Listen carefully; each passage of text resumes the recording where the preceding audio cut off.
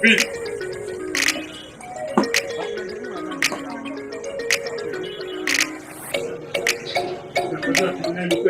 Kalema, mon capitaine, j'en repris. Ah, vous avez le capitaine.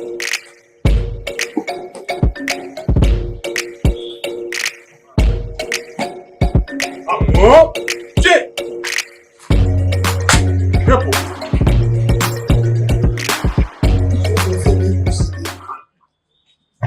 C'est public du tribunal militaire des garnisons de Kinshasa, Ngaliema. Ces gens en matière répressive au premier degré, en procédure de flagrance, associés du tribunal militaire des garnisons de Kinshasa, Ngaliema. C'est jeudi septembre 2025. RP numéro 1958-2025, RMP numéro 51-274-MCK-2025, en cause de l'auditeur militaire des garnisons ministère public et les partis civils, M. Mokola Zangwa Alain, Madame Ndengo Timba Louange, ainsi que M. Kanda Tumba. Contre Bayanga Vondo Exaucé, Ndongala Herodia, Kutuba Sadame Laurent Sakana, Luta Joël Antoine, Maimona Nzinga Jojo, Kinvita Tangu Patrick, Ngwala Selengo Joël, Mavungu Kazadi Gaël, Yoba Pierre, Mapongo Kilekete, Ntingi Mbala Exaucé, Mboyo Lieta, Mutombo Katole, Longomo Bokungu Ernest, Moudindi Benjamin alias Cartier, Matumona Landu, Ngoma Kazaiko, Magilu Musa Firi, Lisango Mbala, Wangi Kalala Augustin, Lutonadio Bakotola, Elongama Diazola, Ngafula Ndonda, Ikamba Blaise, Mbala Vwangi,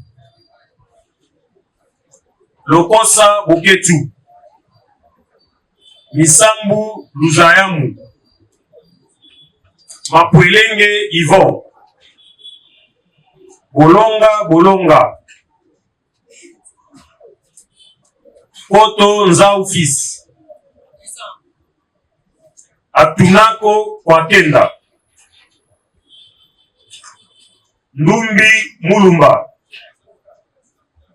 Yala Kilemba, Kamwemba Muzombika, Kololo, Bwanga Joël, Mfwala Nsongo, Mbeko Sukami, Naswali Mbuza, Mayamba Ngateche, Lutonadio Masunguna, Mamote Lutumu, Samuele Musa, Mashaba Kibari, Manzita Mbongo, Masano Exaucé, Mapuya Makunda, Kaba Mundala, Alunga Afrique, Ndongo Baswama, Etovatoma, Diasizi Nzinga, Katamba Flavo, Yenge Lopetelo, Mujiri Dinganga, Monga Simako, Mayele Mainga, Inyuna Dipoli, Konga Basele, Lokondo Boteko, Kinga Luende, Bemanu Ekofo,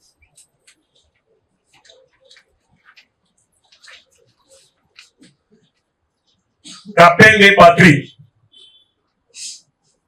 Boma Fumuyangi, Mabonzo Sami, Mapela Mbasi, Mayemba Biyudi, Mutangilai Mukuna, Kimbangu Sindani, Mukubi Fokolo, Manda Ndombale, Ongombolo Wili, Mukuna Ngindu, Mfwala François, Mesila Mbangala, Lutumba Lubanzadio, Malunga Fumu Jacob, Kifipa Kivine, Mangindula Elvis, Talulu Masenzi, Mpata Mbemba, Ndongala Lutunadio Meshak, Mvunzi Inosa, Falanga Dia Tansi, Mpata Ngoma, Ngumba Kinzonzi, Nzenza Davidi, Mopala Monda Josmi, Lubeni Tusangabo, Bolemba Pikole, Kasusula Charles, Kinuka Menayame, Chisha wa Chisha, Mahindu Kisoloka, Muteba Lulinda, Yasaba Sekimono, Kangu Kizandra,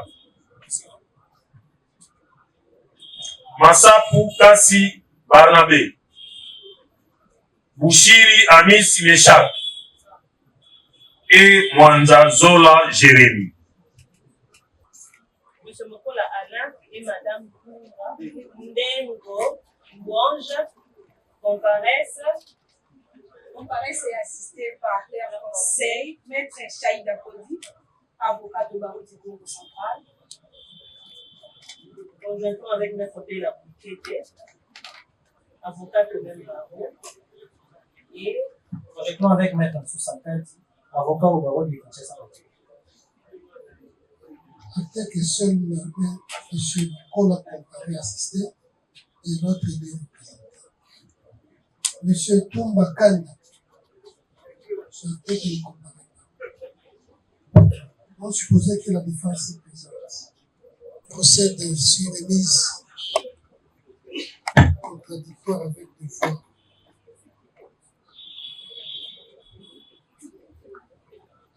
Acte également que le tribunal a pris des mesures conservatrices. Et ça, c'est conformément à la loi. S'appuyant sur le prescrit de l'article 240 de la loi portée par le Code judiciaire militaire du 18 novembre 2002, il est dit expressis verbis.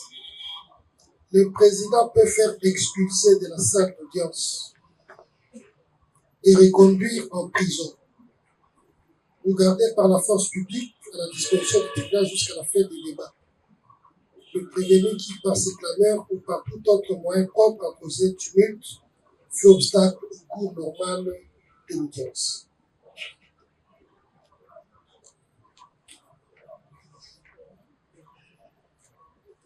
Voilà. Nous allons accorder la parole 30 minutes aux partis civils pour présenter ses moyens.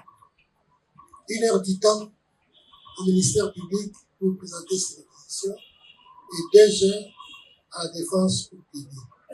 Très rapidement, c'est chronométré, 30 minutes, vous avez la parole. Vu que les faits ont été clairement dit lors des instructions ici présentes, alors, votre honneur, nous sommes les avocats de la partie civile, M. Bokola et Mme Dengo, qui ont été victimes des faits commis par le prévenu de Benjor et sa bande.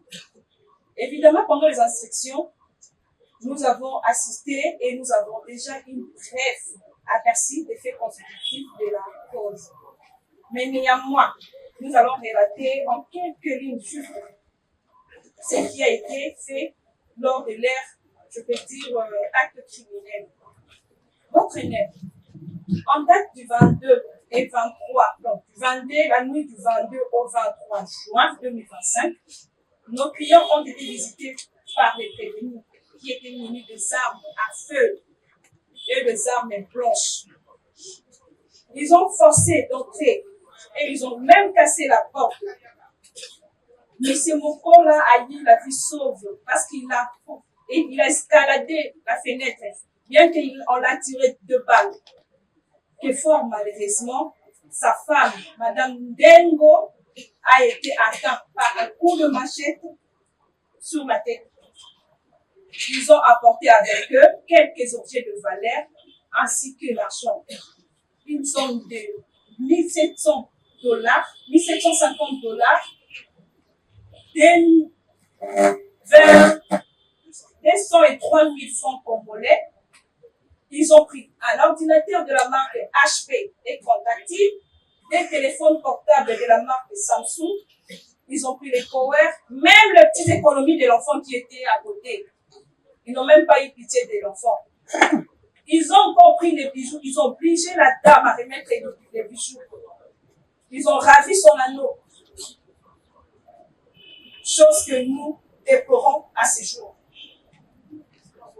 Votre honneur, lors de l'instruction, nous avons constaté que cette infraction est constituée du terrorisme prévu et puni dans les articles 157 et 158 du Code pénal militaire, ce qui constitue l'élément légal.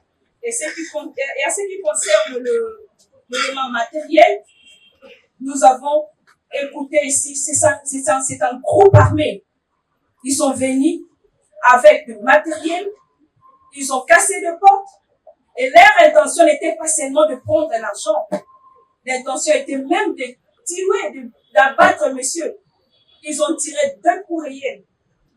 Ils avaient l'intention de ne pas lâcher.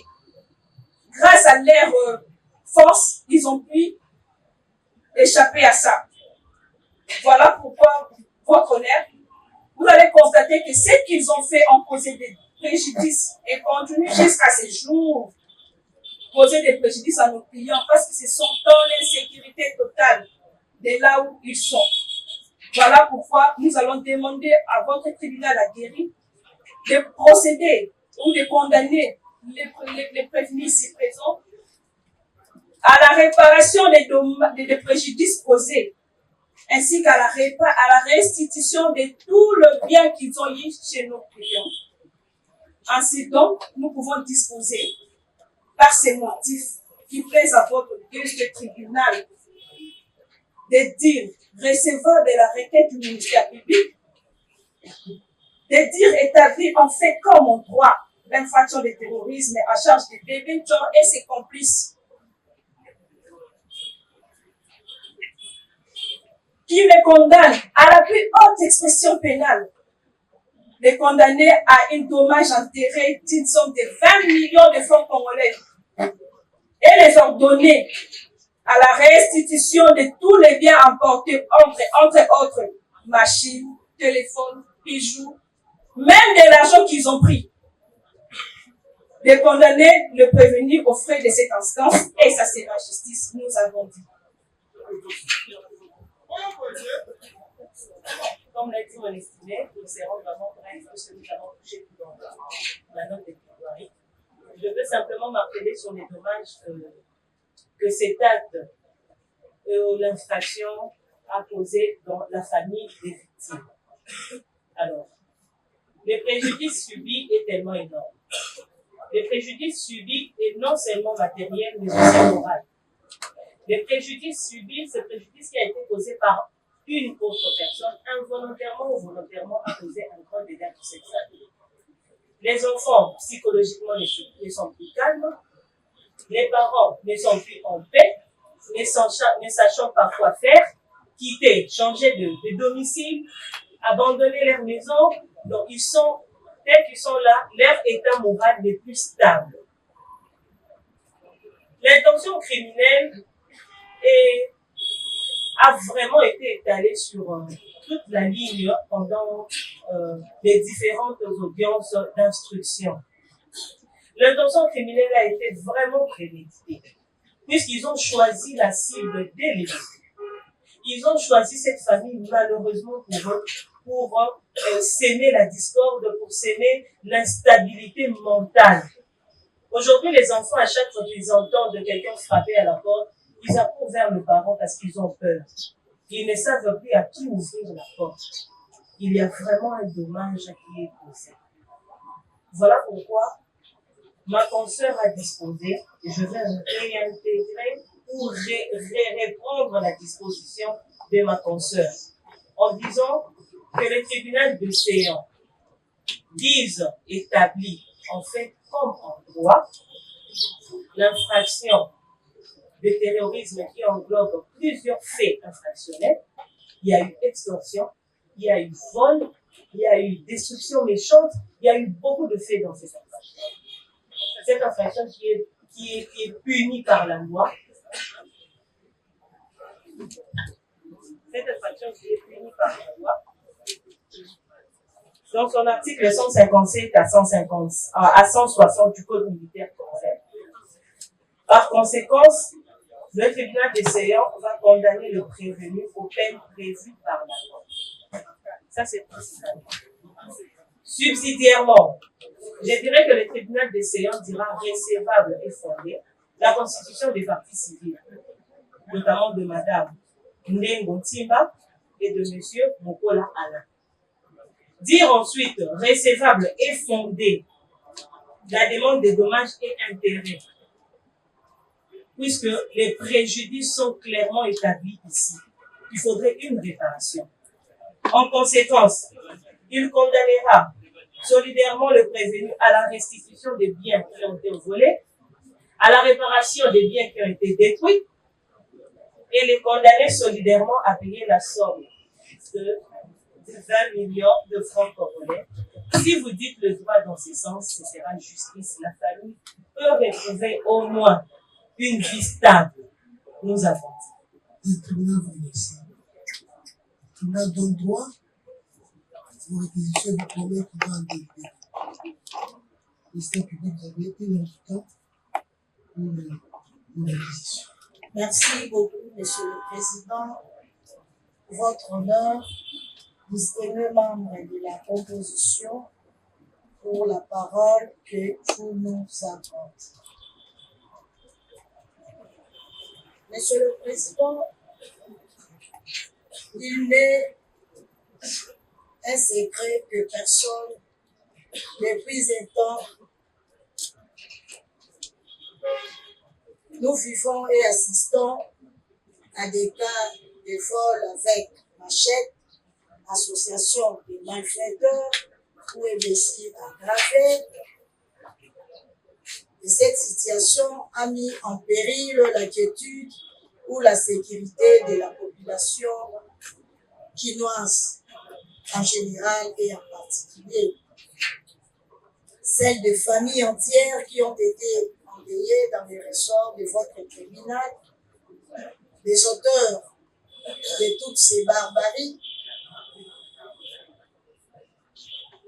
sinon de la montée en flèche de cette criminalité qui vivent au sein de cette population quinoise.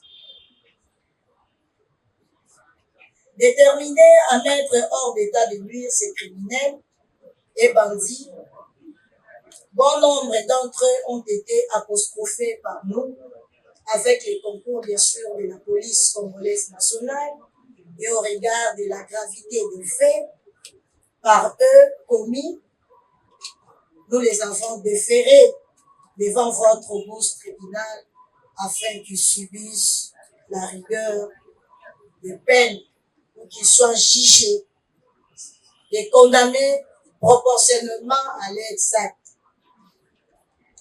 Nous vous avons présenté à ce jour 104 prévenus. Nous vous épargnons de la lecture car le greffier en a déjà fait.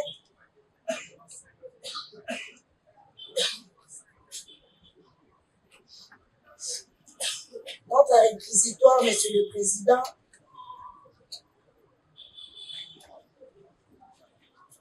exige la réunion. Notre réquisitoire comporte 3 parties. Nous avons la première partie, le fait de la discussion en droit, comme seconde partie, et enfin la réquisition de peine. Le fait, Monsieur le Président, ces actes, Monsieur le Président, votre honneur, ne sont plus des simples délits. Ce sont des opérations organisées, ciblées, préméditées et très souvent motivées par la haine, la vengeance ou l'intimidation. Des quartiers entiers sont pris en otage par des groupes de ces inciviques, des milices déguisées en gangs ou encore des cellules dormantes qui s'attaquent à la vie, au bien et à la stabilité sociale. Des femmes, des enfants, des commerçants, des étudiants, Monsieur le Président, toutes ces catégories de personnes sont victimes des cruautés révoltantes, vols collectifs, extorsions, dégradations, détérioration des actes commis à l'aide des armes blanches ou à feu. Ce sont là des actes de terreur, ni plus ni moins, qui sèment la terreur et désolation en troublant gravement l'ordre public. Monsieur le Président, votre honneur, nous poursuivons tous ces prévenus qui détruisent la paix publique. L'ordre public est troublé, gravement troublé à cause de tous ces prévenus. Voilà le temps de l'impunité est révolu. À ce moment, nous réclamons des sanctions exemplaires. Non, mais pour rétablir l'équilibre. Pour rétablir l'équilibre.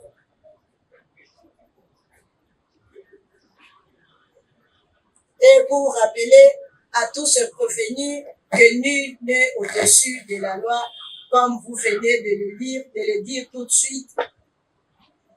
Les personnes, sa taille dépasse celle du drapeau. Voilà, Monsieur le Président, l'ennemi de notre cohésion nationale. C'est pourquoi nos ministères publics, au nom de la République, au nom du peuple congolais, nous vous demandons de les condamner avec la plus grande rigueur car il défie l'ordre public en piétinant les lois de la République et en menaçant la sécurité de nos villes et la tranquillité de nos concitoyens. Voilà à l'univers, Monsieur le Président, ce que nous avons pu résumer comme fait. Deuxième point de la discussion en droit. Petit A du terrorisme. Siège de la matière, articles 157 et 158 du Code pénal militaire. Constituent des actes de terrorisme lorsqu'elles sont en relation avec une entreprise individuelle ou collective ayant pour but de troubler gravement l'ordre public par l'intimidation ou la terreur des infractions suivantes. Les atteintes volontaires à la vie ou à l'intégrité physique de la personne, l'enlèvement et la séquestration de la personne, ainsi que les détournements d'aéronefs, des navires ou de tout autre moyen de transport. Les vols, extorsion, destruction, dégradation et détérioration constituent également un acte de terrorisme lorsqu'il est en relation avec une entreprise individuelle ou collective ayant pour but de troubler gravement l'ordre public par intimidation ou la terreur. Le fait d'introduire dans l'atmosphère, sur les sols, les sous-sols, dans les eaux de la République, une substance de nature à mettre en péril la santé de l'homme ou des animaux ou les milieux naturels. Pour son établissement, à l'instar de toute autre prévention, l'infraction sous analyse exige la réunion des trois éléments constitutifs ci-après. Les auteurs faits, les faits visés par la loi, ainsi que la responsabilité morale des agents. Les auteurs des faits.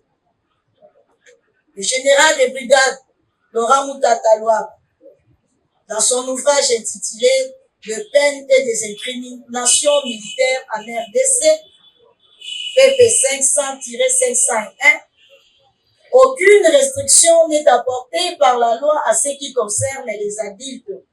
Ils peuvent être militaires, assimilés aux civils, de nationalité congolaise ou étrangère et agissant individuellement ou en groupe. Il va sans dire que, poursuit-il, les cercles des justiciables, les juridictions militaires subissent davantage un élargissement par suite de cette innovation légale. En outre, en partant d'une entreprise individuelle, les législateurs envisagent la possibilité d'un individu qui réalise isolement son forfait ou en participation criminelle, soit comme auteur matériel, soit comme auteur intellectuel, c'est-à-dire instigateur.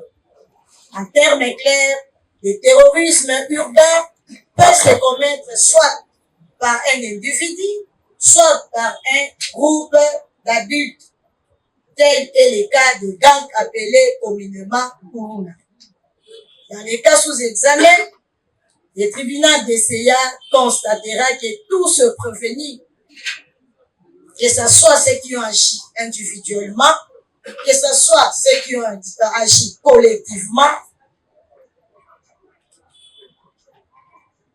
méritent d'être sanctionnés par ces articles, Monsieur le Président, qui demeurent constants et évidents, tels que démontrés dans les faits si haut décrits, qui sont des auteurs punissables, des faits punissables, les faits visés par la loi. La même doctrine précitée enseigne que, pour beaucoup de pénalistes, les actes de terrorisme sont considérés comme des infractions des droits communs, commises dans certaines circonstances et pour certains motifs précisés dans les textes de définition. Les législateurs congolais, n'ayant pas désarmé en organisant la loi militaire, s'inscrivent globalement dans cette optique en énumérant par les actes terroristes beaucoup de faits punissables inspirés du droit interne, notamment les droits communs et du droit militaire. Général de brigade Laurent Moutanta, OPCP 52. Au nombre d'actes de terrorisme urbain, les législateurs, en ce qui concerne les droits communs, toutes les atteintes volontaires à la vie, à l'intégrité physique de la personne, de vol, extorsion, destruction, dégradation et détérioration. À l'espèce, il a été démontré si haut, quand il s'agissait de l'instruction personne par personne, Monsieur le Président, que tous ceux prévenus ont commis des actes visés par la loi à ce qui concerne le terrorisme urbain. Il s'agit notamment d'extorsion, vol, tentative de vol, coups et blessures aggravées, destruction méchante, violation des domiciles, commis au moyen d'armes, en général et spécialement par des machettes et même l'arme à feu, car nous avons présenté des huiles concernant les dossiers des bébés Tchor, Monsieur le Président, nous avons apporté comme preuve de l'huile. C'est la responsabilité morale des agents. En matière de terrorisme, dit le célèbre doctrinaire précité, la responsabilité morale se dégage du but abominable, clairement défini et librement poursuivi par les agents, ainsi que de la résolution criminelle, généralement préméditée, dans la mesure où ces actes sont sous-tendus par des sentiments d'intense aversion et de vengeance. Laurent Moutanta. En droit congolais, le législateur définit autrement ce but. Au terme de l'article 157 du Code pénal militaire, les actes terroristes doivent avoir pour but de troubler gravement l'ordre public par l'intimidation ou la terreur. Au demeurant, il nous révèle que l'ordre public est gravement troublé par l'intimidation ou la terreur chaque fois qu'il est commis des actes téméraires ou spectaculaires d'une ampleur telle qu'il crée un effet psychologique terrifiant, troublant et traumatisant dans l'esprit des témoins proches ou lointains, littéralement envahis par la peur, la désolation, l'horreur et le moi. Vous avez bien suivi la partie civile lors de sa plaidoirie, Monsieur le Président. Cette partie civile qui est la partie jointe vient de dire que même ici, il y a des visiteurs qui frappaient à la porte de leurs clients, les enfants ont peur. Ont peur, Monsieur le Président, parce qu'ils ont été visités par ces hommes, ces prévenus qui sont toujours armés avec des armes blanches. Dans les cas d'espèce, ainsi qu'il est notoirement connu que les actes de terrorisme urbain si haut cités, non seulement qu'ils ont attristé, endeuillé plusieurs victimes dont les uns ayant bravé la peur ou les représailles ont comparu devant vous, mais aussi et surtout des avenues, des quartiers entiers, des directions, voire certains milieux publics ont été vidés de leurs habitants à cause de la machette, Monsieur le Président. Cette arme est devenue tristement célèbre et à la portée de chacun de ce prévenu, car c'est la procurant à moindre coût, mais qui constitue un danger quotidien pour la population composant la société dont nous sommes avocats. Et ce qui précède, faisant combinaison des faits de l'espèce, et sur fond des liens, des causalités démontrées, le tribunal des séances dira tous les éléments constitutifs de cette infraction réunis partant de la prévention des terrorismes urbains établi en fait comme en droit dans les chefs de chacun de prévenus et de condamner à chacun à 20 ans de prison. Et la réquisition de peine, Monsieur le Président, vous direz établi en fait comme en droit l'infraction du terrorisme est mise à charge de tous se prévenir et de les déclarer tous coupables. De les condamner de ses chefs à 20 ans de servitude pénale et de condamner le prévenu à Lunga, Mangaya et non que par défaut.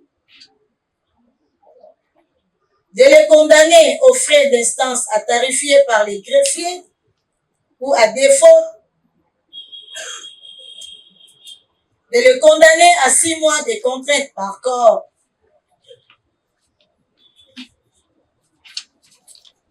De dire recevable et établi l'action de la partie civile qui a demandé un dommage intérêt de 20 millions de francs congolais.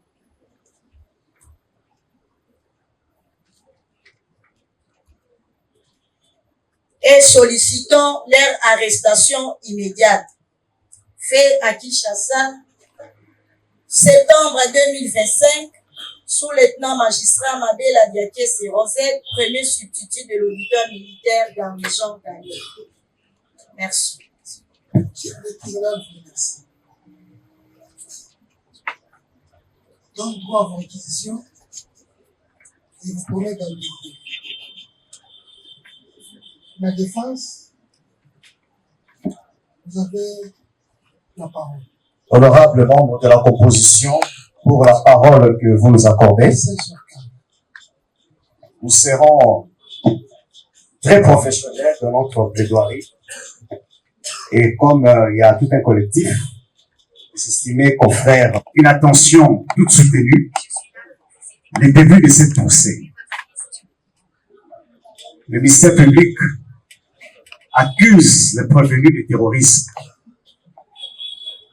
Et tout au long de ce procès, nous de la défense, nous avons déploré sans cesse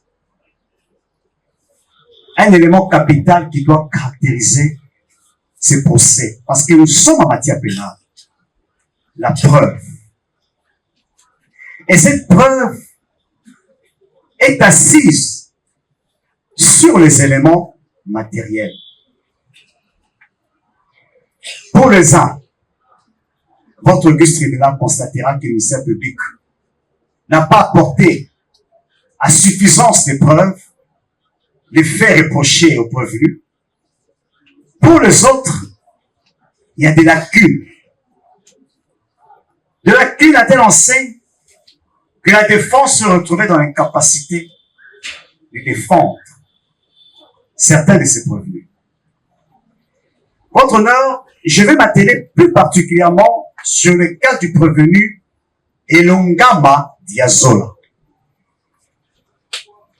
Lors de l'instruction de la cause, le ministère public accuse le prévenu Elongama d'avoir été l'auteur, d'avoir commis des actes de vandalisme dans certains quartiers de la capitale, notamment Mayo, Matadi Kibala, Makala 1, Makala 2,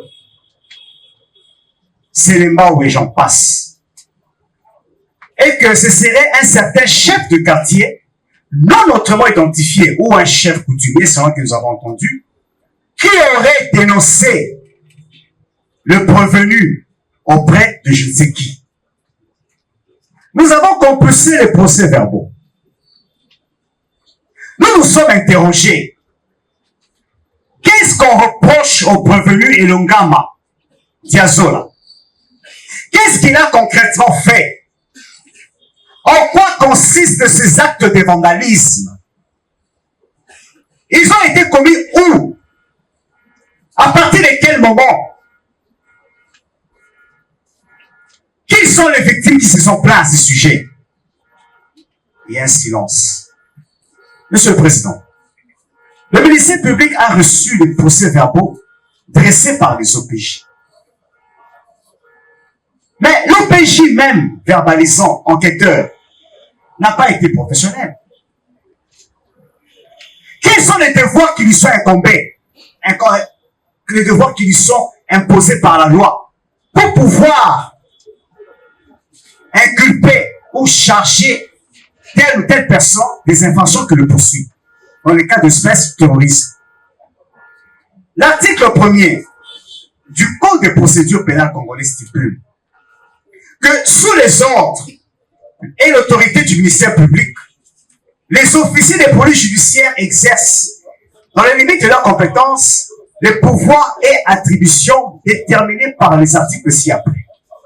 L'article 2 précise que les officiers des polices judiciaires constatent les infractions qu'ils ont mission de rechercher. À charge de prévenir Elongam, quelle infraction l'officier de police judiciaire et le ministère public, de surcroît, a constaté? Sinon, il dit que non, voilà, il a commis des actes de vandalisme. Mais en quoi consistent ces actes? Il les a commis précisément où?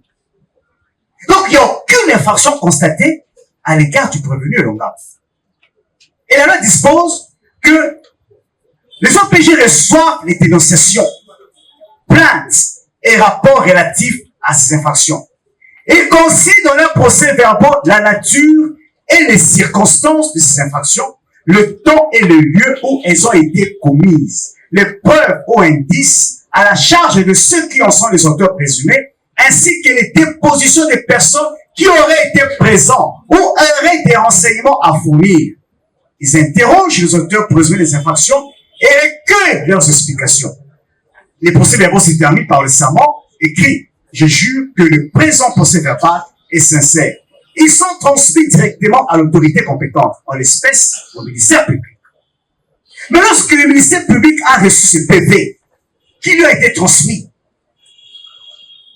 qu'est-ce qu'il a constaté comme infraction à charge du prévenu Elongam? Et quelle est la nature de cette infraction pour nous permettre, nous, de la défense, de pouvoir le défendre? Il parle des actes de vandalisme. Mais en quoi consistent ces actes de vandalisme? Nous avons dit lors de l'instruction qu'il y a obscur illimé, que le fait mis à charge de notre client ne nous permet pas de nous défendre aisément, ne nous permet pas d'assumer sa défense. Et les infractions ont été commises où? On parle de Matadi Kibala, mais c'est vaste. On parle de Makala 1, Makala 2, mais c'est vaste. On parle de Matadi Mayo, qui sais-je encore, Monsieur le Président. Et on s'est transposé sur le lieu. On a interrogé le public, nous a pris pour un fou. Parce que nous aussi, nous avons enquêté à notre façon. Nous avons été à Makala. Et on a posé la question, mais qui connaît le prévenu Elongam pour avoir fait quoi? Silence, on les a pris pour des fous. On était accompagnés des confrères. Mais comment allons-nous assumer la défense de notre client? Il a fait quoi précisément, Elongam? Il a commis quelle infraction? Le terrorisme a été commis où? Sur quelle avenue? Chez qui? Qui s'est plaint? Qui a été présent au moment où ces prévenus étaient en train de vandaliser? Qui l'a dénoncé? On nous parle d'un chef coutumier ou d'un chef du quartier, non autrement identifié. Mais il s'agit de quel chef? C'est quand même une autorité administrative. Il s'appelle comment? Il a dénoncé à qui? Monsieur le Président, ce n'est pas du professionnalisme parce qu'on nous a reproché d'être professionnel, mais nous aussi nous constatons que les dossiers du ministère public tels que vous présentez est plein de lacunes. Même votre auguste tribunal n'a même pas su poursuivre ce prévenu. Il y a un silence total sur le fait de reprocher. Les terroristes, il a vandalisé qui? Il a tué qui? Il a estorqué qui? Quel bien? Qui s'est plaint? Il y a un silence total. Mais comment allons-nous défendre le prévenu Elongam Madiakeso, qui a passé plus de 2 mois en détention, inutilement? Mais la loi est claire. Le règlement de l'intérêt de cause et tribunaux et parquet dispose, civil et militaire dispose que lorsque le ministère public dans un de ces articles, reçoit un procès verbal d'information préliminaire, il doit vérifier avec minutieux si la preuve des infractions apportées se trouve dans le dossier. Pour convaincre votre auguste tribunal. Mais est-ce que votre auguste tribunal est-il convaincu de la culpabilité du prévenu Elonga? Nous disons non, votre honneur. Les faits sont vagues, pleins de lacunes. Le dossier est vide. Et il en est ainsi les autres cas que votre auguste tribunal a eu à défiler, a eu à traiter ici, monsieur le président.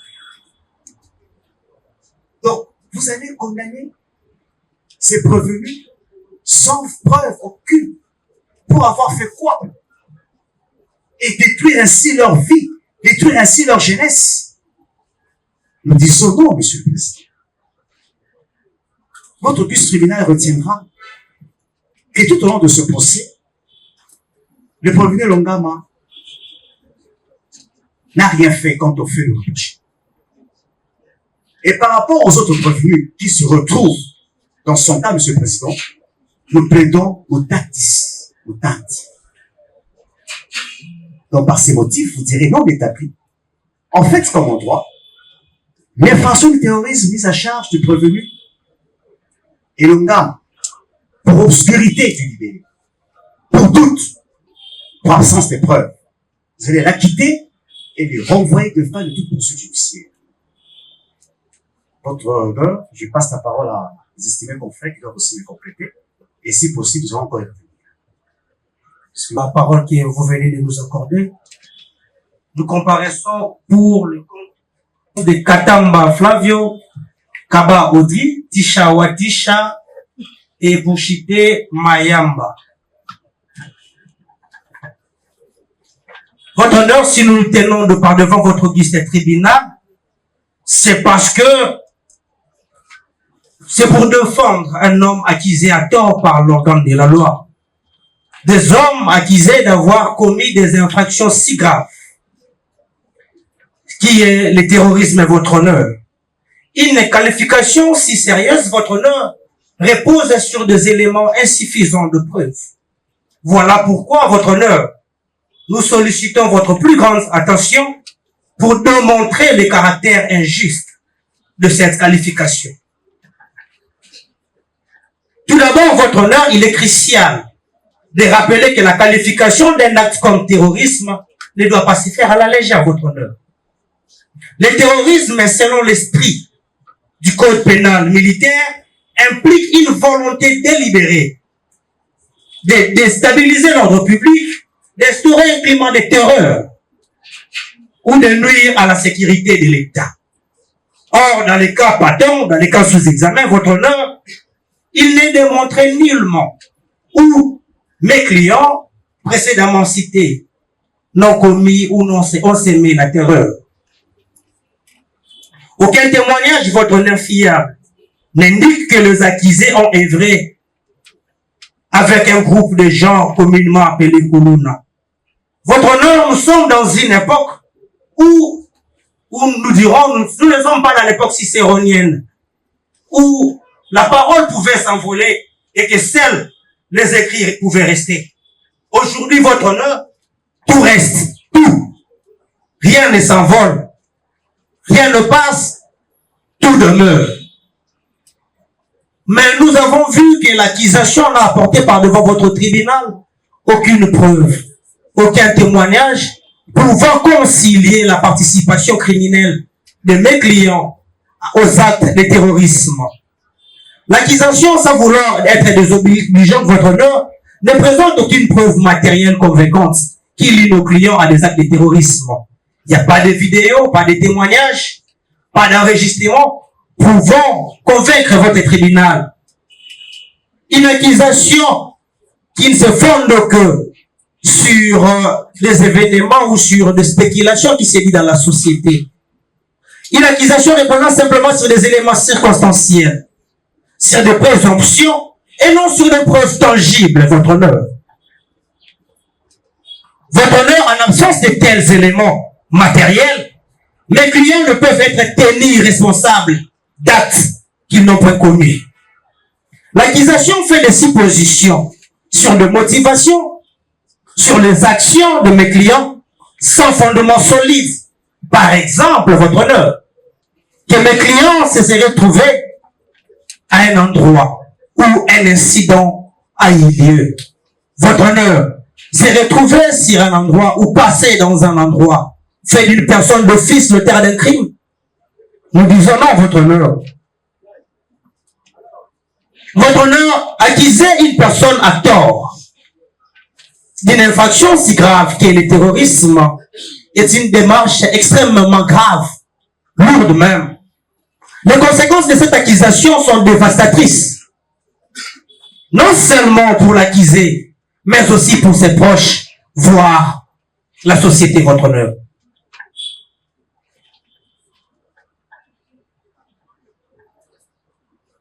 Il est donc impératif que l'accusation, votre honneur, apporte des preuves solides et indiscutables. Faute de quoi, votre honneur, les accusés ne peuvent être considérés comme étant des coupables. Mes clients précédemment cités, votre honneur, ce sont des hommes sans histoire. Ils ont démontré par devant vous qu'ils n'ont pas des antécédents judiciaires. Ils n'ont pas d'antécédents criminels. Ils sont des innocents.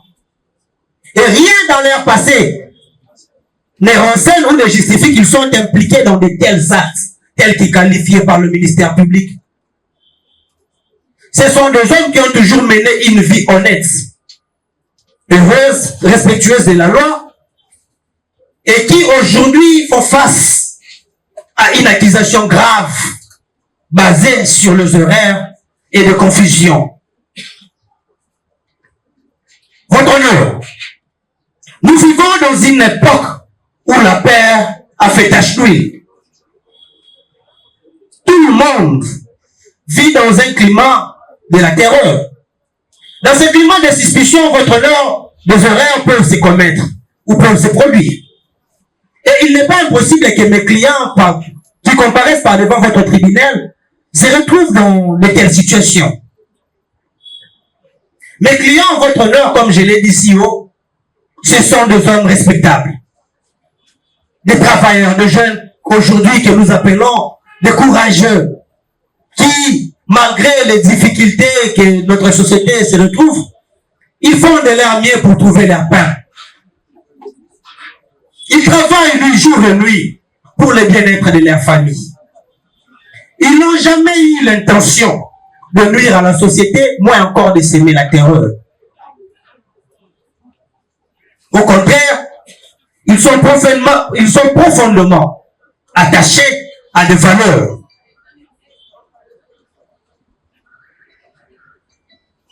Il est d'autant plus important que votre auguste tribunal reconnaisse le caractère injuste de cette qualification. L'intention criminelle étant l'un des éléments essentiels de cette infraction, nos clients précédemment cités n'ont jamais eu ou n'ont jamais manifesté l'intention criminelle. Aucun document, aucun témoignage n'indique qu'ils cherchaient à troubler l'ordre public. Les accusés se trouvaient dans des circonstances, dans certaines situations, où certains lieux ou des événements ont eu lieu. Le fait de passer ou d'être sur le lieu d'un incident ne prouve en aucune manière qu'il a été impliqué dans la commission de cette infraction, votre honneur. Dans l'affaire qui nous oppose aujourd'hui face au ministère public, il n'y a aucune preuve de ce qu'on appelle en droit la dolus directus, votre honneur, l'intention directe de commettre un crime. Mon client n'a jamais manifesté la volonté, mes clients, votre honneur, pour dire, n'ont jamais manifesté cette volonté de commettre un acte de terrorisme. Voilà pourquoi, face à de tels éléments, tels que démontrés à l'absence de preuves, votre honneur, lorsque vous allez vous retirer dans vos isoloirs habituels, pour délibérer de la présente cause, votre honneur, vous allez dire simplement, on établit en fait comme en droit l'infraction du terrorisme. Vous allez prononcez la relaxation immédiate de tous mes clients, car ils sont innocents en votre honneur. Aucune preuve n'a été apportée pour démontrer leur culpabilité. Une décision contraire à votre honneur serait irréparable de ses droits fondamentaux. Une telle démarche, ou dire le droit dans le tel sens, ainsi vous dire le droit dans une telle démarche, ainsi sera justice, sous réserve d'être complétée par le confrère, nous avons dit. Je commencerai par dire une simple phrase, une vérité fondamentale qui est que nous ne sommes pas ici pour défendre les crimes de ces jeunes qui sont déférés devant nous. Non. Mais nous sommes là plutôt pour défendre les droits, parce que ce sont des personnes humaines. Des personnes humaines, comme le cas par exemple de mon client Barnabé Massam. Un garçon qui a été déféré devant vous, alors que c'est un primo-délinquant. Pourquoi nous parlons d'un primo-délinquant, Monsieur le Président? Parce qu'en réalité, ce jeune qui a été, avant d'être là devant vous, a été présenté devant l'OMP. Sa victime présente, ils ont trouvé un accord à l'amiable. Il s'agissait d'un cas de vol d'argent. Ils ont trouvé un accord, une conciliation.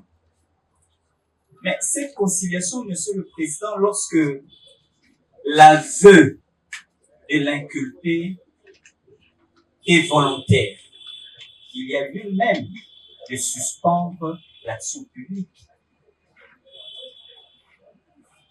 Ils ont trouvé un arrangement, et voilà même que du montant qu'il devait restituer, il a même déposé un acompte. La preuve se trouve là. Et cette preuve a également été déversée dans le dossier, devant l'OMP. Et il fallait effectivement, d'après l'engagement, que chaque mois, qu'il y ait un montant qui devait venir déposer. Mais à notre grande surprise, nous verrons ce garçon qui est un primo-délinquant, qui a peut-être agi de façon d'égarement, inattendue. Il est déversé devant vous. Pourquoi? Pour un acte de terrorisme. Monsieur le Président, c'est étonnant. Un acte de terrorisme, ce n'est pas un acte qu'on peut commettre si facilement. J'ai suivi le ministère public parler du général de brigade Laurent Moutata. Je me souviens avoir lu le général Laurent Moutata, qui a parlé du terrorisme. Lorsqu'il parle de l'acte terroriste, le général Laurent dit que l'acte terroriste résulte généralement d'une résolution mûrie. Mais ces garçons ici déférés devant vous, on ne sait pas quel est l'acte terroriste qu'il avait commis, alors qu'il s'agissait d'un cas de vol simple, et lequel même il y a eu un arrangement. On ne sait pas. Nous nous sommes dit que, Monsieur le Président, au regard de l'article 17 du Code pénal congolais, votre tribunal pourra tenir compte des circonstances atténuantes. Pourquoi? Parce que ce n'est pas seulement un garçon comme assimilé à ceux qui sont là, des Koulouna ou ça, mais c'est un primo-délinquant, je le répète, parce qu'il avait agi par égarement. Il n'a pas d'antécédent judiciaire, vous pouvez vérifier. De lui-même, il a accepté de coopérer. De lui-même, il a accepté de restituer. De lui-même, il est passé aux aveux. il a endossé toute la responsabilité. Il a accepté d'assumer les faits commis par lui. Monsieur le Président, pour le cas de ces jeunes, si seulement vous pouvez tenir compte des circonstances atténuantes pour les libérer. La justice ne se résume pas, Monsieur le Président, à punir seulement. Non. La justice a également le rôle de corriger. La justice a également le rôle de comprendre les faits dans le fond avant de rendre un jugement. La justice a également le rôle de réinsérer, et surtout dans le cas qu'il s'agit d'un primo-délinquant. Il y a également le cas de Monza Naswali, qui a agi déféré devant vous, Monsieur le Président, en corréité avec Mukunangandu Moïse. Mukunangandu. Déjà, Monsieur le Président, une seconde fois, il s'agit là aussi d'un cas de vol d'ordinateur. Mais Mukunangandu, c'est lui-même par devant votre tribunal et même devant l'OMP avait disculpé Naswali pour dire que celui-là n'est absolument rien dans cette affaire. Il ne connaît absolument rien. Même devant vous ici, lors de l'instruction, il avait répété que Naswali n'était pour rien. Mais voilà que Naswali sera encore déféré devant vous pour un acte de terrorisme. On ne sait pas où on va. Est-ce qu'il s'agit seulement parce que la justice a besoin des coupables qu'il faut même condamner les innocents? Non, Monsieur le Président. Ces jeunes, Naswali a été disculpé. Vous tiendrez compte de cette disculpation pour libérer également Naswali. Et quant à Moïse Ngandu, Moïse Mukuna, Monsieur le Président, lorsqu'il a appris qu'il était, que Naswali a été arrêté pour l'ordinateur qui a été volé, ils sont allés, lui et le co-auteur du vol, pour récupérer l'ordinateur là où ils avaient vendu, pour aller le restituer au propriétaire. Mais le propriétaire a été satisfait parce qu'il avait retrouvé son ordinateur. Ce qu'il fallait, c'était plutôt les actes qu'il fallait payer pour être libéré. L'un d'eux payera, sera libéré, et puisqu'ils n'avaient pas de moyens, voilà qu'ils seront continuellement détenus. Et par la suite, déférés devant votre tribunal. Monsieur le Président, une fois encore, c'est un aveu. Ils avaient accepté. Ils sont allés récupérer et restituer. Mais est-ce à cause des amendes qu'il fallait payer pour être libérés, puisqu'ils n'ont pas payé? Est-ce qu'il fallait à cause de ça les déférer devant votre tribunal pour que par la suite, qu'ils viennent subir la rigueur à l'extrême de la loi? Non, Monsieur le Président. Une fois de plus, Monsieur le Président, je demanderai à votre auguste tribunal de tenir aussi compte de ces circonstances atténuantes parce que ils ont d'abord restitué, ils ont accepté les faits, ils ont restitué et que non pas seulement à cause des amendes qu'ils doivent subir une détention à la rigueur de la loi. Sous réserve peut-être, Monsieur le Président, je donnerai la parole à d'autres confrères pour la suite. Merci. A été accusé pour avoir volé un téléphone appartenant à une certaine dame qui s'appelle Blanche, entre guillemets, à l'aide d'une machette.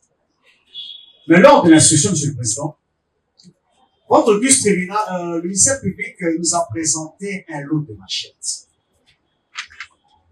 Et par rapport au nombre de prévenus qui comparaissent par devant votre auguste tribunal, et au nombre de machettes qui est présenté par le ministère public, il n'y a pas match. Il n'y a pas match, Monsieur le Président. Et même le prévenu lui-même vous a dit, il a été pointé par la dame blanche. Il doit avoir volé. Le terme est clair, il doit avoir volé. Ne confondons pas les choses. Certes que son comportement est punissable. S'il savait qu'il aurait volé. Mais cela ne peut pas être identifié au terrorisme. Parce que le terrorisme est un cas tout à fait particulier. Donc, tout comportement infractionnel doit être assimilé au terrorisme. Nous disons non. Qu'en est-il du vol? Qu'en est-il de coups et blessures volontaires? Mais je crois que ce sont des infractions ordinaires qui ne peuvent être confondues avec les infractions de terrorisme. Donc, il s'agit de poser un acte, d'être retrouvé dans une bagarre, et on vous attrape, et on vous traite de terroriste. Mais non, monsieur le Président. Il y a un distinguo qui doit être opéré. Le vol n'est pas le terrorisme. Parce que l'infraction du terrorisme, c'est fait d'une manière tout à fait particulière. Il y a un effet psychologique. Il y a une terreur qui est répandue. Mais la personne à qui on vole, c'est une surprise. Elle n'est pas terrorisée. Mais elle est surprise que là, voilà, un bien a été volé. C'est un vol. Et qui n'est pas de la compétence de votre justice tribunal, mais qui relève des juridictions ordinaires. Voler n'est pas terrorisé. Loin de le pouvoir en faire l'apologie du vol. Non. Nous voulons seulement que votre justice tribunal puisse faire un distinct entre l'infraction de terrorisme et d'autres infractions ordinaires qui relèvent du code pénal civil, livre 2. Plutôt du code pénal congolais, livre 2. Donc, à l'égard du prévenu, vous, monsieur le Président, il y a une mauvaise qualification de l'infraction. S'il s'avérait qu'il avait volé, il n'a pas terrorisé. S'il s'avérait. Et donc, votre justice tribunal, s'il ne veut pas croire à l'innocence du prévenu qui, du reste, a dit qu'il n'a jamais terrorisé, mais que c'est vrai qu'il avait volé, s'il s'avérait, votre justice tribunal dira pour droit que le vol n'est pas de terrorisme. Et que cela ne relève pas de votre compétence pour statuer quant à ça.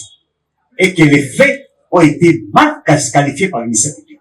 Donc, vous allez donc disqualifier l'infraction de terrorisme mise à charge du prévenu Fouzi, le requalifier en infraction de vol et permettre ainsi que cette infraction soit examinée par un tribunal compétent pour connaître de sa matérialité et pour savoir si cette infraction est établie en fait comme en droit. Donc, votre justice tribunal, Voilà, monsieur, voilà. naturel, et c'est là-bas que nous allons en discuter pour savoir si, oui ou non, il avait commis cette infraction. Nous avons dit, monsieur le Président. Vous estimez qu'on ferait si pouvoir, si peut être complété. Merci, Monsieur le Président. Nous revenons particulièrement pour le cas de Mouyamba, qui, pendant l'instruction, a reconnu par devant vous qu'une fille aurait perdu une perruque et que lui a été pris pour mesure d'enquête, votre honneur. Simplement, si Mouyamba se représente aujourd'hui par devant votre tribunal, il n'est là qu'à titre d'une victime expiatoire. Parce que le véritable auteur de cette infraction a pris fuite. Et que lui, innocent, ne connaissant pas les rouages ou comment fonctionnent ces choses, déposant son colis parce qu'il est porteur. Il déposait son colis et du coup, il voit les éléments de la police tomber sur lui. Et que la victime même a reconnu que ce n'était pas lui l'auteur de l'auteur du vol. Votre honneur, vous remarquerez simplement qu'il n'est ici que comme victime expiatoire et non pour terrorisme. Parce qu'il n'a commis le terrorisme nulle part, comme l'a dit le ministère public. Donc, pour chuter, lorsque vous allez vous retirer pour délibérer de la présente cause, votre honneur, vous allez tenir compte de toutes ces circonstances atténuantes et vous allez lui accorder sa liberté en disant non établi en fait comme en droit l'infraction du terrorisme telle que déclarée par le ministère public, nous avons dit sous réserve d'être complété. Merci beaucoup, Monsieur le Président, pour la passation verbileuse de la parole. Monsieur le Président, si nous sommes à ce stade, c'est pour des raisons précises. Entre autres, assurer la défense. Pour nous, ce sont des clients, mais pour le tribunal, ce sont des prévenus. Je suis rétroculé par le réquisitoire du ministère public. Dans le fait. Et c'est ce qui a même chambouché notre mémoire pour pouvoir relier le fait et les droits quant à ce qui concerne la défense de nos prévenus. Mais heureusement que le rôle d'un avocat est d'assister, d'emmerder, d'embêter le tribunal pour faire entendre la voix et la raison valable de la personne à laquelle il est en train d'assister. Parce que ne dit-on pas que le tort, le faible, a souvent tort, pas parce qu'il a tort, mais parce qu'il est faible. Il est faible pas parce qu'il manque des arguments, mais parce que le moyen mis à sa charge ne collabore pas avec l'infraction. Monsieur le Président, nous avons les cas de Kossa, de Ketchou, par exemple. Nous avons suivi le ministère public nous dire, sans précision, sans preuve, qu'il aurait volé le téléphone d'une personne et il aurait y a collaboré de manière à encourager avec un autre prévenu.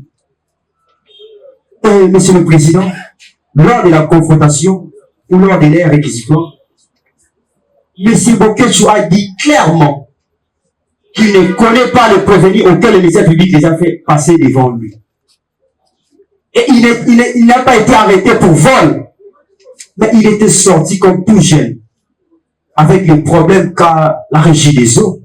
C'est à 23 ans qu'il est allé puiser de l'eau. Dans son coin ou dans son quartier, il y a un problème d'eau. Il est allé puiser de l'eau. Et c'est à ce moment-là qu'il va rencontrer les éclaireurs, les soi-disant éclaireurs. Au lieu d'être les éclaireurs qui éclairent la police, mais ce sont les éclaireurs qui amènent le jeune à être arrêté inutilement. Et c'est comme ça qu'il sera arrêté au niveau de la police jusqu'à cheminer à l'auditoire et venir devant votre coquille tribunal. Nous avons demandé à ce qu'on nous brandisse le PV de saisie qui atteste qu'il aurait volé le téléphone. On n'a pas vu là où il a eu à voler le téléphone et on n'a pas vu la victime venir se présenter. Puisque quelqu'un à qui on a volé, à qui on a fait du mal, il aurait dû être là pour soutenir les accusations. Nous n'avons pas vu la victime venir se présenter. Du début jusqu'à la fin. Et le ministère public ne nous a pas convaincus en liant la qualité qui existe entre le prévenu, le Kossa Boketch, et un autre prévenu qui a comparé devant votre coquille tribunal. Ça, c'est pour le premier prévenu. Le second prévenu, il s'agit de Augustin Kalala. C'est comme on dit toujours, le malheur atteint souvent les justes, mais l'Éternel en délivre toujours. Monsieur le Président, je ne peux pas comprendre qu'un parent qui prend son enfant pour des mesures provisoires, il va les déposer à la police pour que la police éduque son enfant et par après, il va se retrouver et son enfant serait devenu Koulouna. Jusqu'à comparer que devant votre auguste tribunal. C'est son père qui voulait discipliner son enfant, qui a pris son enfant pour des mesures préventives, qui est allé déposer son enfant à la police. Et au niveau de la police, on va charger l'enfant pour dire que non, c'est un terroriste. Sans preuve, sans soubassement. Et arriver à la police, arriver à l'amigo de l'auditorat, c'est comme je viens de le dire, que le malheur atteint souvent les gistes. Et comme il n'y avait pas de soubassement, le ministère public viendra nous dire non, hormis le fait qu'il a été arrêté comme terroriste, au niveau des cachots, il aurait commis le meurtre. Nous avions demandé, devant votre tribunal, si le ministère public pouvait nous brandir le réquisitoire du ministère, du médecin ayant déclaré le dossier, il n'y en avait pas. Si le ministère public peut nous brandir le PV, il n'y en avait pas. Et dans tout ce vide-là, nous étions déboussolés, Monsieur le Président. Nous étions tellement déboussolés. J'en passe. Pour les cas de Zingimbala Odjosé, Monsieur le Président, le prévenu, lorsqu'il est passé, il a dit clairement, aucun homme, Monsieur le Président, ne voudra ce qu'on manque du respect à sa mère. Parce qu'avoir une mère, c'est une grâce. Ce n'est pas donné à n'importe qui. Et au moment où l'un des enfants des voisins manquait du respect à sa mère, il ne pouvait pas rester intact, Monsieur le Président. C'est normal qu'il ait agi pour repousser les injures, repousser les insultes contre sa mère. C'était une défense. Et c'était dans ce point, Monsieur le Président, qui n'avait rien à voir avec l'infraction du terrorisme, Monsieur le Président. Ce sont des faits civils qui ne devaient pas se prêter jusqu'ici, Monsieur le Président. Au moins, je vous parle à passer plus de 2 et 3 semaines inutilement. Pour les cas, Monsieur le Président, des Pekoro Soukane, par exemple, lui aussi. Nous avons demandé le PV de saisie. Le ministère public ne nous a pas rendu le PV de saisie. Puisqu'on nous a dit qu'il aurait opéré avec des machettes. On n'a pas vu la machette. Devant votre tribunal, Monsieur le Président. Nous avons un autre cas. Celui, par exemple, de Atunako Wakendi. Il semblerait qu'il aurait eu à voler de l'argent. La victime ne s'est pas présentée, on ne connaît pas la victime, et on ne avait pas donné la somme précise de l'argent volé. Nous avions attendu que la victime vienne se présenter. La victime ne s'est jamais présentée, Monsieur le Président. Alors, devant tous ces faits, c'est normal que je puisse dire que le faible a toujours tort, pas parce qu'il a tort, mais parce qu'il est faible. Devant de telles situations, où certains droits sont bafoués, où nous connaissons comment les arrestations se font, Monsieur le Président, il est certes vrai que les phénomènes Koulouna dérangent la vie province de Kinshasa. Mais il est certes aussi vrai qu'on ne doit pas arrêter une personne parce qu'il a des traces. Qu'on ne doit pas arrêter une personne parce qu'il a laissé pousser ses cheveux. On ne doit pas arrêter une personne parce qu'il se promène dans la nuit tardivement. Puisque tout Congolais a droit de circuler librement. Même à minuit, les gens doivent circuler librement, Monsieur le Président. On ne doit arrêter que ceux qui ont commis les actes, Monsieur le Président. Pas parce que quelqu'un a des traces, pas parce qu'il a une figure de figuré, Congolais, mais vous êtes comme un coup dans Monsieur le Président. Ça, c'est ce que j'ai toujours dit. C'est ce que je venais de dire, que je suis réconcilié et perdu, Monsieur le Président. Ça, c'est dans le fait.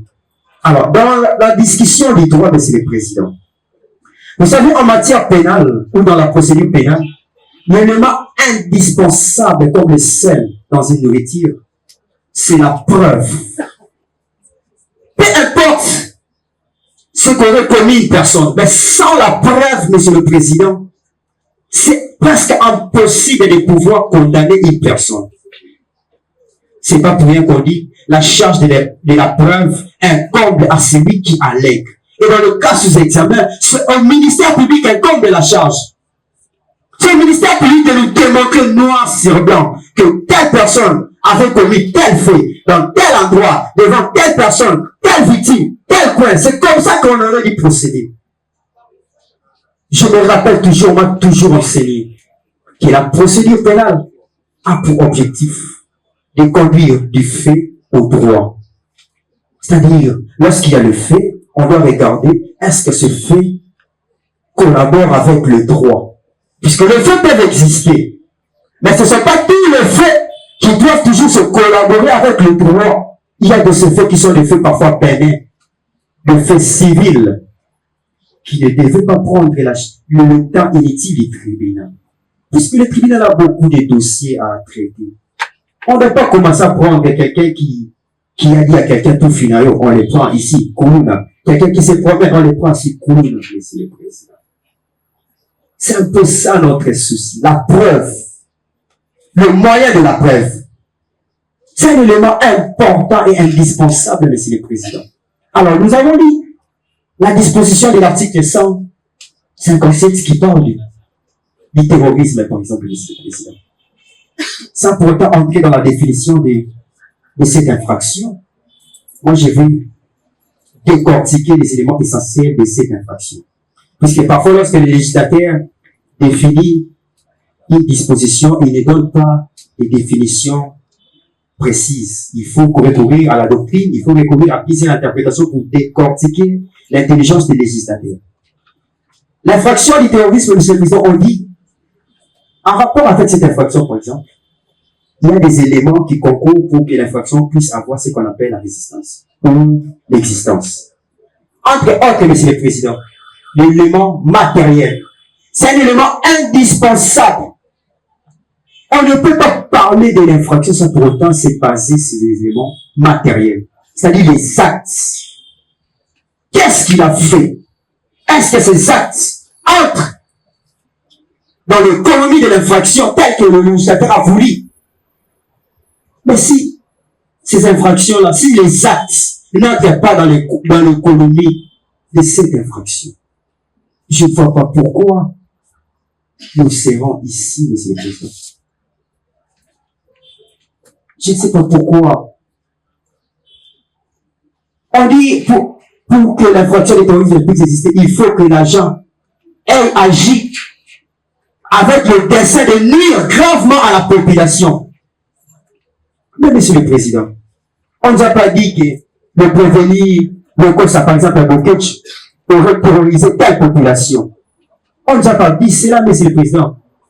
Nous, on s'attendait à ce que ça soit comme le procès de Jésus-Christ, où la foule venait, crucifiez-les, crucifiez-les, crucifiez-les, quand bien même que Jésus est un innocent. Mais ici, on n'a pas vu la foule, la population, venir crier que tel c'est un terroriste. Mais pour d'autres, pour venir, monsieur le président, nous avons vu des avocats venir comparaître, nous avons vu le plaignant, nous avons vu les victimes, nous avons vu les enseignants. C'est tout à fait logique, monsieur le président. Je ne vois pas pourquoi quelqu'un qui a été terrorisé et qui s'abstente à venir, comment c'est lui qui l'a terrorisé. Ça, c'est ce que j'appelle manque des actes. Et, monsieur le président, il ne suffit pas qu'on parle seulement des actes qui ayant favorisé l'infraction, mais on doit aussi tenir compte d'un autre élément qui est l'élément moral, entre autres le comportement de l'agent, ou encore l'intention de cette personne. Est-ce qu'il agit en connaissance de l'infraction? Est-ce qu'il agit à dessein de nuire? Pour quelqu'un qui se promène à 23 ans, il sait que je suis dans mon pays. Est-ce qu'il a agi avec l'intention de pouvoir aller terroriser? Pour les faits qui se sont passés en famille, un père qui prend son enfant, qui va l'amener à la police pour des faits civils, il n'y a pas un comportement, monsieur le président, qui aurait occasionné ou qui aurait donné naissance à l'infraction du terrorisme, monsieur le président. Alors, monsieur le président, devant tous ces vides, devant toutes ces inepties, monsieur le président, ça ne nous met pas dans le bain de pouvoir, monsieur le président. Vous savez, monsieur le président, assurer la défense d'un prévenu n'est pas si facile. Il y a que l'avocat qui connaît véritablement le fait qu'on ait commis son client. Pourquoi? Parce qu'il entre dans le cœur de celui qui est en train de défendre. C'est un peu ça, monsieur le président. Pour ne pas prendre tout le monopole de la parole, puisque nous sommes un collectif aguerri, Monsieur le Président. Et dans notre économie des temps que vous avez accordé, à tout moment, je reviendrai, Monsieur le Président, pour faire valoir, Monsieur le Président, que les réquisitoires du ministère public, jusqu'alors, sont encore maîtrisables et nous reviendrons d'une manière ou d'une autre, Monsieur le Président. Sans pour autant monopoliser la parole. Je passe la parole. Frère a presque tout dit. Mais nous voulons ici revenir sur la définition de l'infraction dont il est question. Monsieur le Président, les prévenus sont poursuivis pour le terrorisme. Cette infraction, Monsieur le Président, est prévue et punie aux articles 157 à 160. Il a dit ceci, Monsieur le Président. Certaines infractions sont constituées de terrorisme lorsqu'elles sont en relation avec une entreprise individuelle ou collective et a pour but de troubler gravement l'ordre public par l'intimidation, Monsieur le Président, ou par la terreur. Monsieur le Président, je voudrais vous amener à une gymnastique pédagogique simple pour que vous puissiez comprendre de quoi il s'agit, Monsieur le Président. Dans la définition, Monsieur le Président, il existe 3 éléments.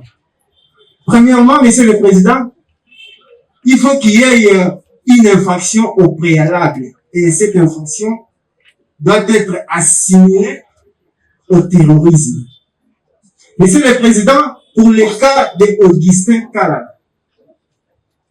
qui a été mis au cachot par son père qui est militaire, qui a voulu, Monsieur le Président, le discipliner pour avoir fait quoi? Pour avoir vendu, Monsieur le Président, pas vendu, Monsieur le Président, mais pour avoir donné au couplage un chien sans l'autorisation de son père. Est-ce que, Monsieur le Président, pour ces faits-là, Monsieur le Président, pour ces faits-là, il faut acheminer, déférer le prévenu par devant vous? Deuxième élément de la définition, Monsieur le Président, la loi dit que cette infraction doit troubler gravement la population ou, Monsieur le Président, l'ordre public. Monsieur le Président, la question que je me pose, pour avoir donné au couplage le chien sans autorisation de son père, en quoi est-ce que la population a été préjudiciée? En quoi est-ce que la population est victime? Monsieur le Président, la loi encore impose un élément important pour dire que l'intention de troubler gravement la population doit être mûrie, Monsieur le Président. Est-ce que le prévenu Kalala avait l'intention de troubler gravement la population ou l'ordre public? Nous disons non, Monsieur le Président. Monsieur le Président, le père du prévenu est militaire. Avait donné l'injection à son frère qui est policier pour laisser son enfant à durée déterminée, Monsieur le Président. Il a été surpris quand il est venu récupérer son enfant a été acheminé par devant vous. Monsieur le Président, le ministère public poursuit ces prévenus. On a demandé, vous-même vous avez demandé au ministère public, quelle infraction vous poursuivrez à ces prévenus-là? Le ministère public il répond pour dire que la population avait fait des déclarations contre lui. On a demandé qu'il brandisse les preuves. Il a été incapable de vous apporter les preuves, Monsieur le Président. Sur ce, Monsieur le Président, votre regard d'un observateur averti nous rassure pour l'acquittement de ces prévenus. Pour les autres prévenus, Monsieur le Président, il n'y a pas lieu de dire que cette infraction est établie. Pourquoi, Monsieur le Président? Parce que les éléments inévitables dont la loi a besoin ne sont pas réunis pour établir cette infraction. Vous allez, Monsieur le Président, regarder parmi eux. Monsieur.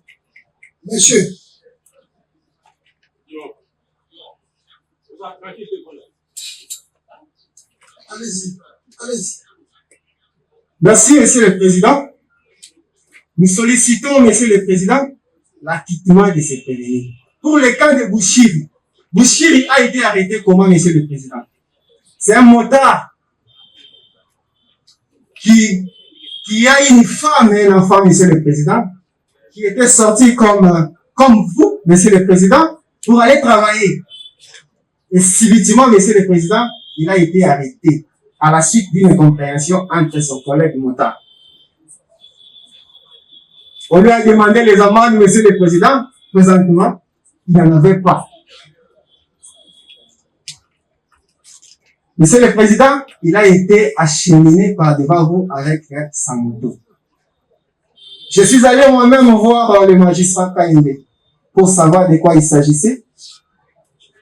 Monsieur le Président, je constate que la moto a été libérée. Monsieur le Président, le prévenu est là. Et qui a récupéré la moto, Monsieur le Président, c'est son grand frère.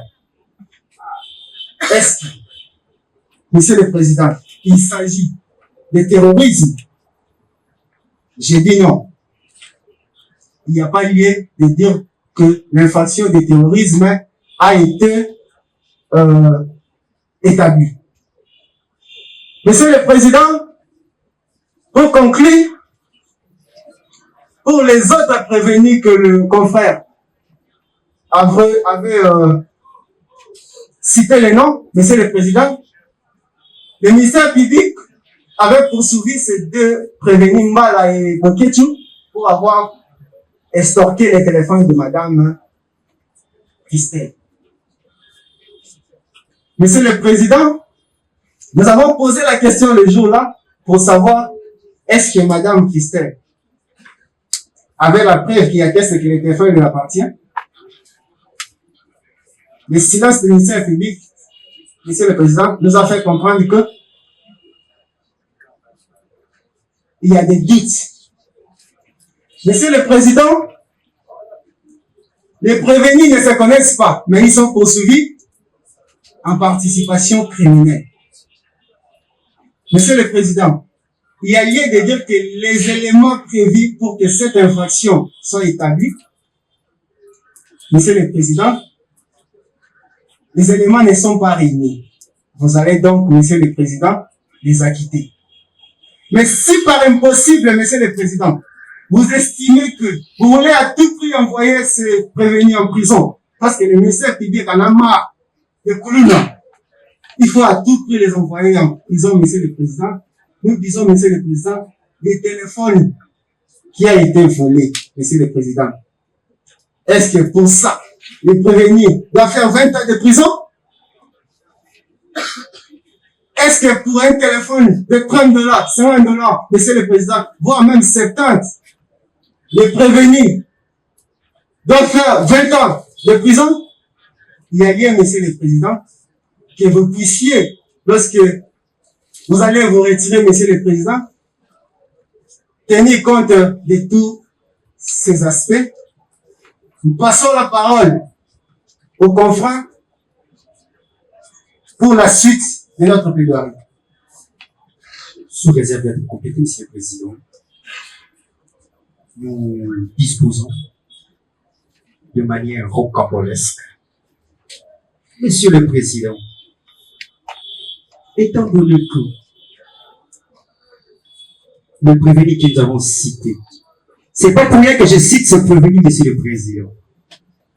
Bokechirokosa, Singimbala, Atunako, Wakenda. Monsieur le Président, c'est parce que ces gens ou ces prévenus sont poursuivis dans un dossier qui est presque vide.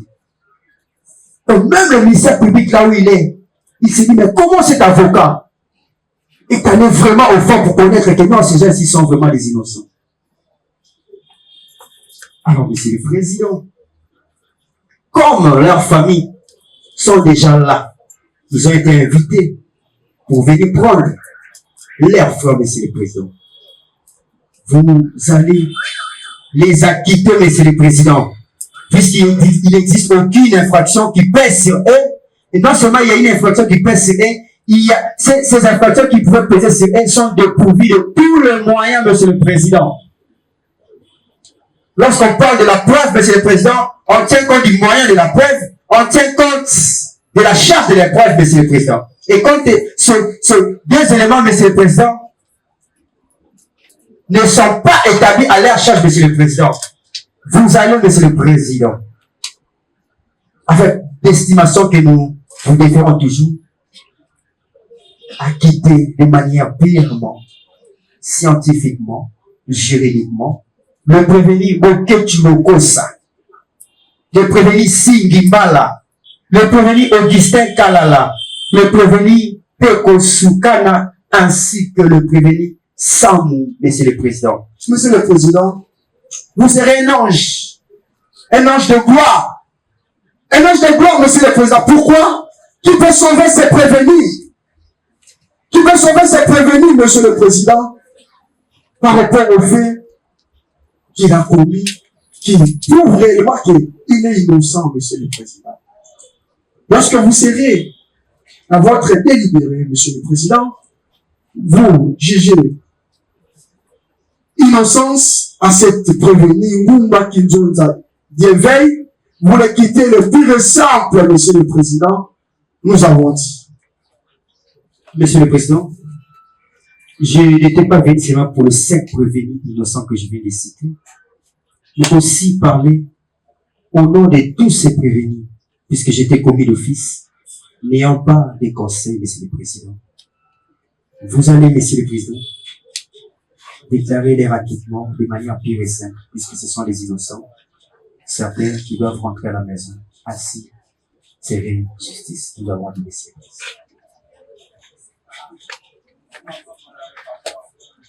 Dernier aussi, pendant l'instruction, à être déféré devant votre tribunal ici. Raison pour laquelle j'ai pris la parole en dernière personne. Il s'agit de Maïpon Nandinga Jojo et Mukwele de Ghana, Monsieur le Président. Monsieur le Président, aujourd'hui, vous allez décider du sort de ces jeunes hommes. Certainement, il faut que nous puissions la ne pas de faire cette erreur de condamner cet innocent. Concernant le prévenu Falanga Chantas Jasmine Mukwele Ghana, concernant le prévenu Mukwele Ghana, Monsieur le Président, il avait du mal à expliquer les faits. Ils étaient au deuil et il y avait vol de chaises en plastique. Il était là. Qu'il soit coupable ou pas, mais c'était une affaire de vol. Il était rentré à la maison. Lorsque au deuil on a constaté qu'il y a eu vol, raison pour laquelle j'étais allé chez lui pour l'appréhender. Et c'était ça. Cet acte ne corrobore pas toujours avec l'infraction de terrorisme telle relayée par le ministère public ici, Monsieur le Président. Et à cela tienne, nous voulons aussi préciser une chose ici, un élément de détail. La police est en train de faire un travail que nous devons vraiment tirer un coup de chapeau, sauf qu'il ne manque pas toujours des imperfections. Et les imperfections, voici les retombées. Il y a certains des prévenus qui sont ici, qui ne devraient pas être déférés devant le tribunal militaire, mais ils devraient être déférés devant un juge de droit commun. Pour chuter, Monsieur le Président, je demanderai au tribunal d'établir en fait comme à droit et dire non établir en fait comme en droit l'infraction de terrorisme à charge de Maïmon Nandinga Jojo et Mukwele Ghana. Et de surcroît, nous demandons leur acquittement. Merci.